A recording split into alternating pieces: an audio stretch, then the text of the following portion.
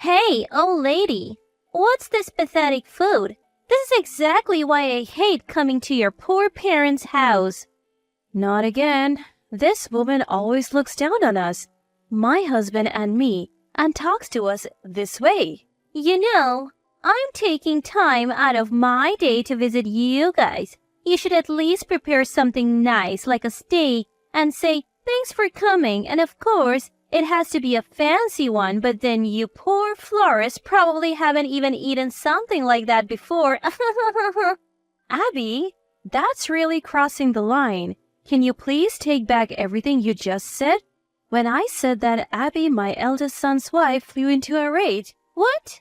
Who do you think you are, acting all high and mighty? You two are only able to supply flowers to our company because of Reed's kindness. In fact, if I wanted to, I could break the contract in a heartbeat. Know your place. I couldn't help but sigh. Up until now, I had put up with her because she's my precious son's wife, but I have reached my limits.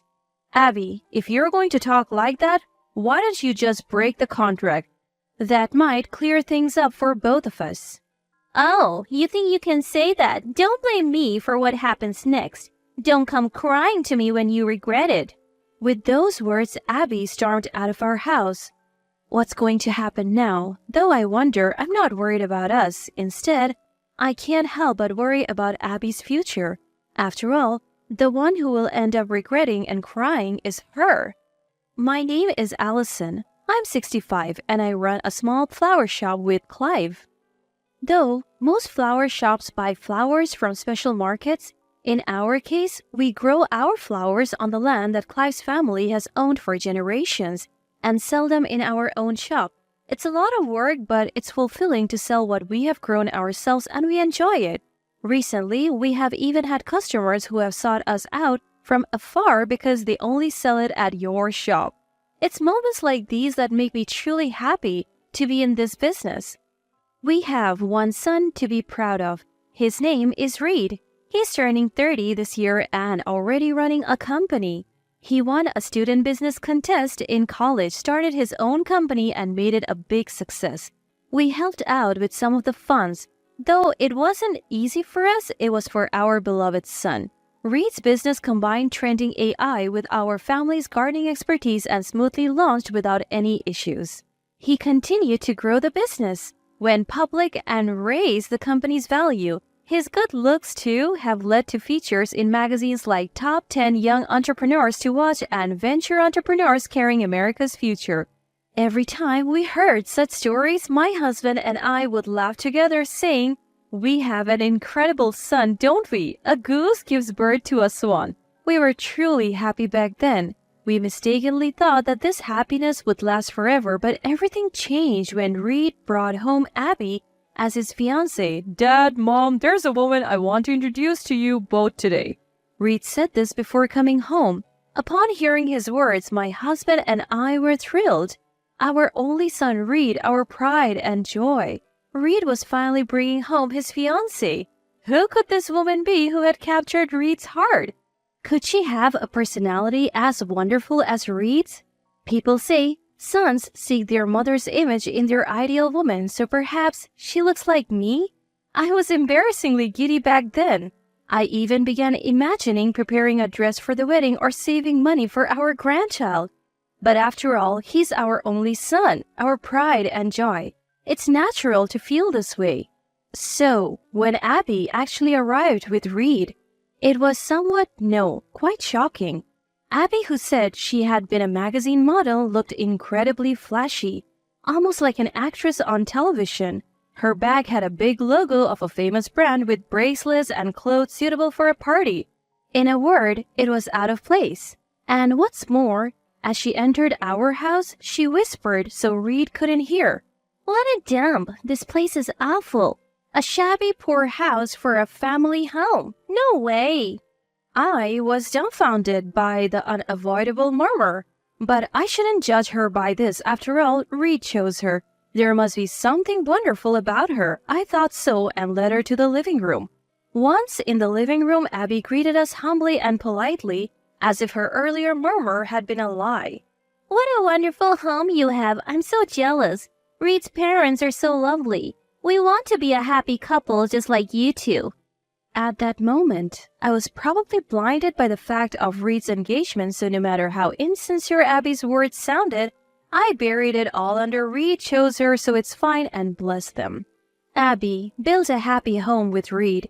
Feel free to come and play anytime, just like this is your own home. Yes, I'll definitely do that. Mom, I love you. The two soon became officially engaged and were quickly married. But looking back, the time before the marriage was way too short. Now, I think it was all orchestrated by Abby to make sure she didn't lose her ticket to a luxurious life in Reed. Because right after the marriage, Abby showed her true nature. Hey, Abby, shouldn't you head back to your house soon? As I said this, Abby, who was lying on her couch playing a mobile game, replied, Why, you said it, didn't you? Feel like this is your own home? So that's why I am here. Every day was like this. Indeed, Abby had said this at the wedding. I'll take care of our home from now on and make sure Reed has a warm meal every day. I'll become a proper housewife that's worthy of Reed, she declared through her tears. But afterwards, Abby is like a different person doing nothing at all. She has cleaning done by professionals. Most meals are takeouts from our home. Cleaning? Why do I have to do that? Cooking? It just doesn't suit my personality, you know. In this day and age, you can pay for anything. So, why do I have to do it myself? It's not you who earns the money you're spending, right? Shut up. Reed is my wallet, so it's fine. He should be satisfied since he got to marry a beauty like me. This woman is really something else. I can't help but sigh every day wondering why Reed married her. Reed is currently busy with a new business venture, leaving everything at home to Abby. Moreover, on the rare days Reed comes home between work, she has a housekeeper cook as if she made the meal herself. Other times, she's mostly alone, lounging around our house every day, as if I were her maid. I desperately want to discuss this with Reed, but just as Abby says, he is swamped with a new business launch and it's hard to find time. Reed himself feels sorry that he can't come home or attend to Abby and recently sent me a message saying, Mom, I am in this situation now, so I have asked Abby to take care of things. She can spend my money freely. So Abby has become even more presumptuous. Is this really what marriage is supposed to be? Most importantly, is Reed truly happy? I want pizza today. Hey, order delivery, mommy dearest. Before I could say anything, Abby continues, Make sure there's plenty of pepperoni on the pizza. Oh, I let out a sigh, not knowing how many times I have done that today. But if sighing could solve everything, it might have been better, because this woman Abby finally crossed the line. Though Reed was busy at work, Abby came to her house alone. As soon as she arrived, she said, Hey, sell this house, and you guys go to a nursing home, then I'll tear this place down and build apartments. I couldn't understand what she was saying at first. Abby went on, The house is shabby, but the land is big, so we can build a pretty big apartment building. You two spend your remaining years in a nursing home, and we get rental income from the apartments. It's a win-win situation. What are you suddenly talking about? Demolishing this house and sending us to a nursing home? Why do you get to decide that? Shut up. You'll be 70 in a few years, right? You'll be all creaky and your legs will give out for sure. I absolutely won't take care of you. So go to a nursing home now. Trash belongs in the trash bin. I couldn't believe it. Treating my own husband's parents as if they were a nuisance and saying things like trash belongs in the trash can? Is this woman really the same species as us? Above all, why did Reed choose a woman like this? My head was spinning with such thoughts and it seemed as if everything was going dark in front of my eyes. Ignoring my shock, Abby was saying something. Hey, old lady, what's with this pathetic meal? This is why I hate your poor family. Ugh.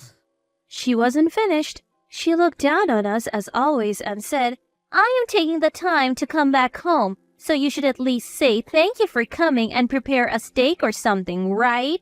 Oh, of course. A high-quality one.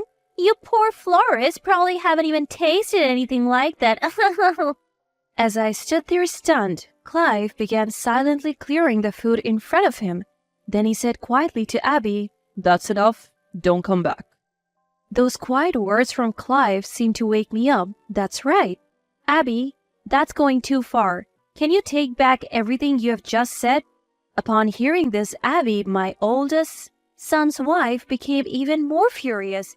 What? Who do you think you are, acting so superior? You only supply flowers to our company because of Reed's pity. If I wanted, I could break that contract right now. Know your place. I couldn't help but sigh. I had been patient because she was my precious son's wife, but this was the limit. I had no more patience for her words after Clive's remark. Abby, if you keep talking like that, why don't you just break that contract? I think it would clear things up for both of us. Oh, is that what you want? I won't be responsible for what happens next. Don't come crying and regretting later. With that, Abby left our house with a flourish. I wonder what will happen next, but I'm not worried about us. I'm more worried about Abby's future. After all, the one who will be crying and regretting is her, not us. Reed, your parents are so mean to me. Abby, what's going on? I have an important meeting with a major shareholder soon. But they're bullying me. I can't take it anymore. Let's make them understand our position. Break the flower supply contract with your family for me, Reed. Caught off guard by Abby's sudden rant at the office, Reed seemed at a loss. That's a big decision. We have to discuss it with the major shareholder too. Our family's flowers are important. Cutting off Reed's words, Abby continued, If that's the case, I'll talk to that major shareholder. If a beautiful woman like me pleads with tears, any man will agree with me. This woman no longer seemed to bother hiding her true nature. It seems about time, so I decide to reveal myself in front of the two of them. Abby, that won't work, will it? Abby is surprised by my sudden appearance, but this is just the beginning. Abby, listen carefully. The major shareholder of this company is my parents. What? Yes, that's right. When Reed started this company, in his student days, we had invested a considerable amount, and when the company grew smoothly and went public, we acquired a lot of shares as a return on our initial investment. For our son Reed, having his parents as major shareholders means the company won't be bought and sold for profit. It's like a safety measure to protect the company. Abby, too bad for you. Your beauty, your tears, such cliched things mean nothing to me. Yes, they're like thrash to me. I couldn't help but laugh as I said it. A major shareholder? So that's why the company was buying those shabby flowers from your family home? That's profit distribution. I'm reporting this to the police. Oh dear, this woman is truly hopeless. I can only sigh. Reed takes over the explanation. You, what are you talking about? The flowers grown at home are a rare species that only succeeded here in America. Our company's growth is all thanks to the flowers my mother and others have nurtured. What? I never heard of this. You haven't heard? I've told you several times before, and yet you really don't listen, do you? Even Reed seemed astounded. Well, it doesn't matter. I found out today, so I'm lucky. I would just forget everything I said earlier. It was just my misunderstanding. Seeing her position worsen, Abby tries to escape, but for us, this isn't something we can overlook, and there's something else we need to tell this woman. Abby, I have something to ask you. Did you tell my parents to sell their house and build an apartment and move into a nursing home? In front of me, she couldn't pretend to be innocent. Abby started to make excuses in a panic. Oh, that was... Yes, my kindness. They're in their 60s. Their legs must be weak, right? So I thought they would be happier in a nursing home. It wasn't about the apartment, really. Please believe me, Reed. Now it's too late for her tears to affect Reed. After hearing from me and witnessing Abby's true nature, Reed won't fall for her insincere tears anymore. Oh, I can't believe you anymore. Let's end this. We're getting a divorce. With the word divorce from Reed's mouth, Abby seems to have realized that there's no way out. Oh, really? Fine, I'll divorce you too, but remember, you're the one who brought up divorce first. I'll demand a hefty alimony before the divorce proceedings. Abby still seems to think she can win. Don't think this is over. With those words, Abby storms out. But those were words meant for her. She must not be made to see hell. Several months pass. The divorce between Reed and Abby concludes with the payment of a substantial amount in alimony during the divorce proceedings. The one paying the alimony isn't Reed, but Abby, because Abby was having an affair. It seems that Reed had been suspicious of Abby and had hired a professional detective agency. That's when they discovered Abby's affair with a salesman from a major real estate company.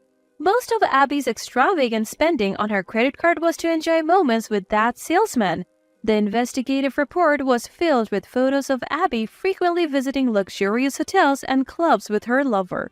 Armed with this irrefutable evidence, Reed challenged the divorce and successfully demanded alimony from Abby. From what I've heard, at first Abby was blustering. "With my beauty, some rich man will pay this alimony for me." But after her marriage to Reed and the consequent lazy lifestyle, she had lost all her once gorgeous curves and slender neck. So naturally, nobody wanted her anymore. Had she been diligent in her married life with Reed, engaged in daily chores and shopping, she wouldn't have degraded so much in appearance.